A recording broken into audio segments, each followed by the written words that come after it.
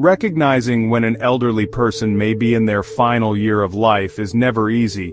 It's a time filled with a mix of emotions, worry, sadness, maybe even a bit of fear.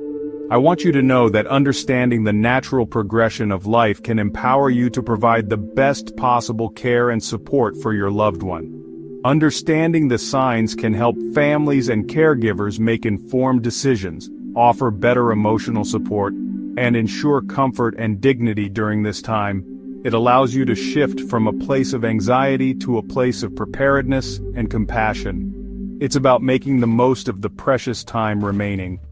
In this video, we'll explore 5 key indicators that may suggest an older adult is approaching the final stage of life. Remember, these signs don't confirm an exact timeline, and every journey is different, but they often serve as important cues to shift focus toward compassionate end-of-life care. Let's begin.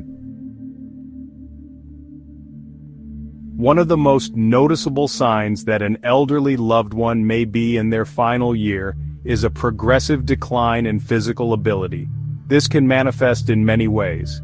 You might see reduced mobility, maybe they're struggling to walk as far as they used to, or they need help getting in and out of chairs.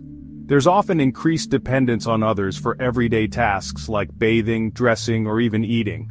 You might notice more frequent falls as their balance and coordination deteriorate.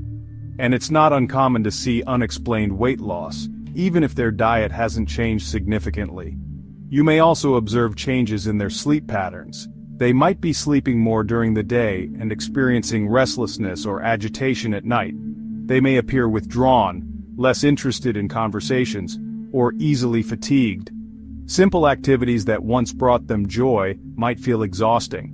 This decline in physical function is often gradual at first, then becomes more rapid as the body focuses its energy on essential functions. It's important to remember that this is a natural part of the aging process. Our bodies wear down, and eventually, our internal systems begin to slow down. Now is the time to prioritize comfort and safety over complete independence. Consider tools like walkers or canes to help with mobility. If they're having trouble getting in and out of bed, a bedside commode can be incredibly helpful and dignified.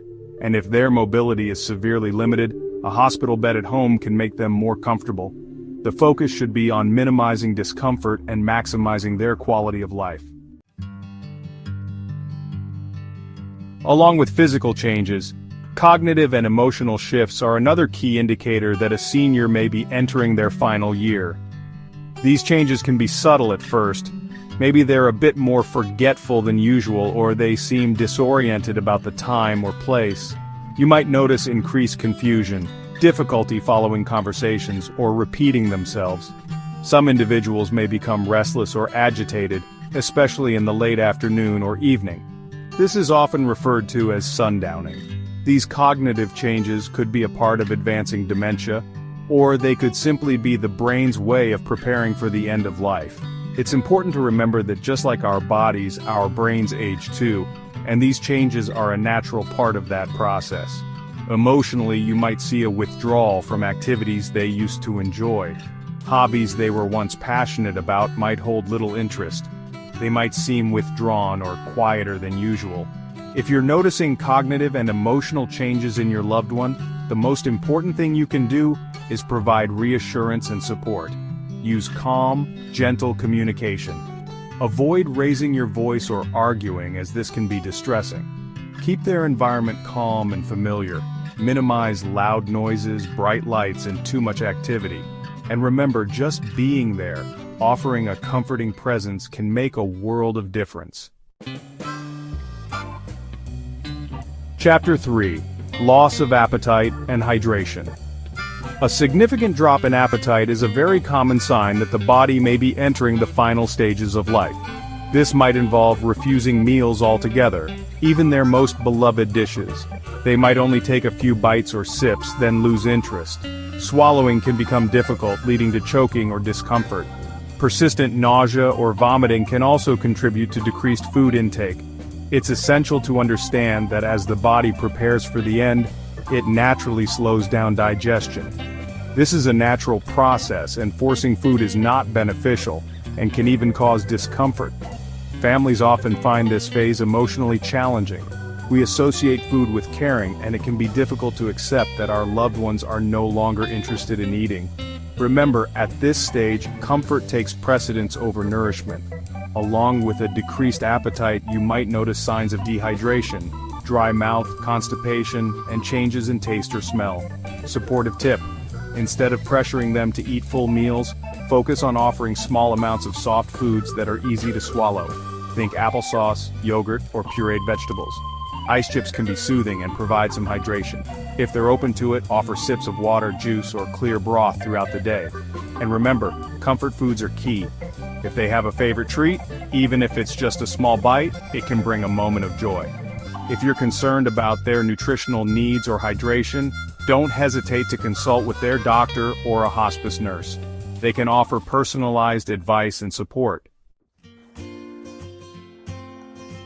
Chapter 4: Irregular breathing and physical vital changes. As an individual enters the final months or weeks of life, you might start to notice changes in their breathing patterns and other vital signs. These are natural physiological changes that occur as the body begins to shut down. One of the most common signs is irregular breathing.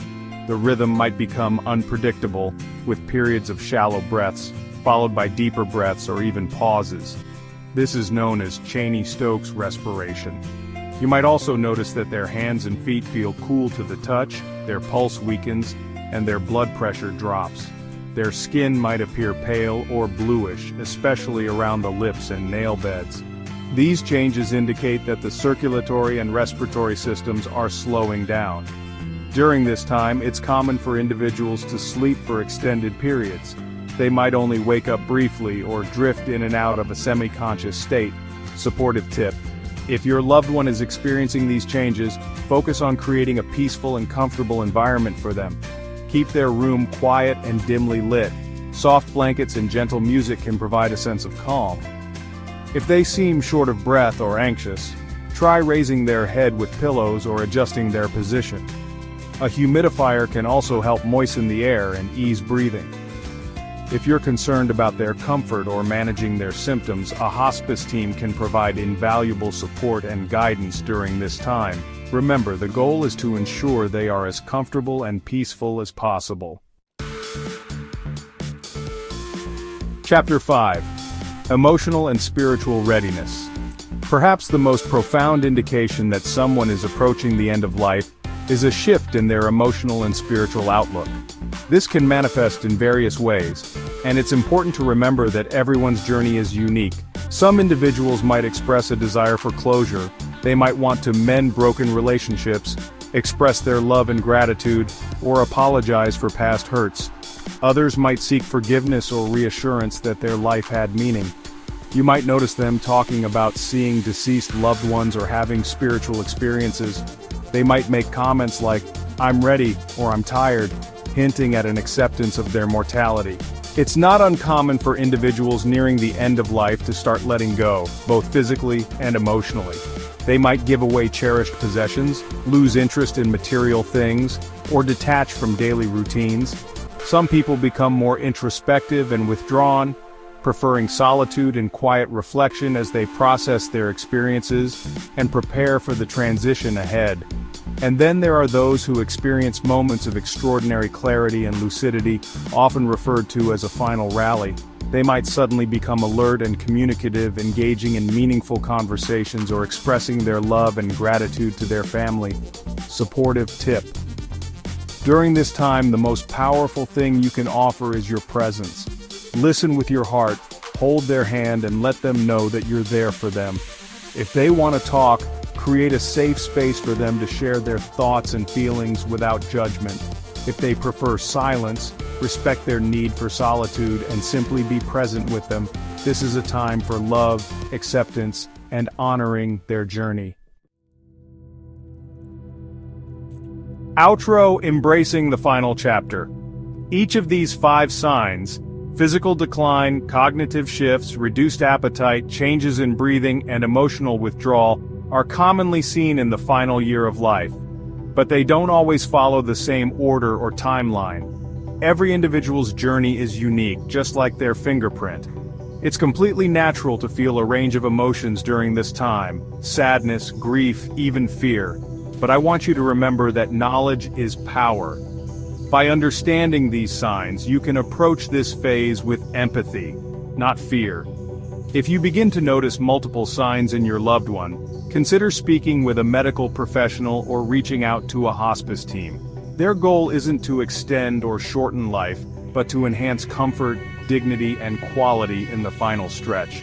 Preparing for the end of life is not about giving up, it's about showing up, being present, making space for love, memory, peace, and closure.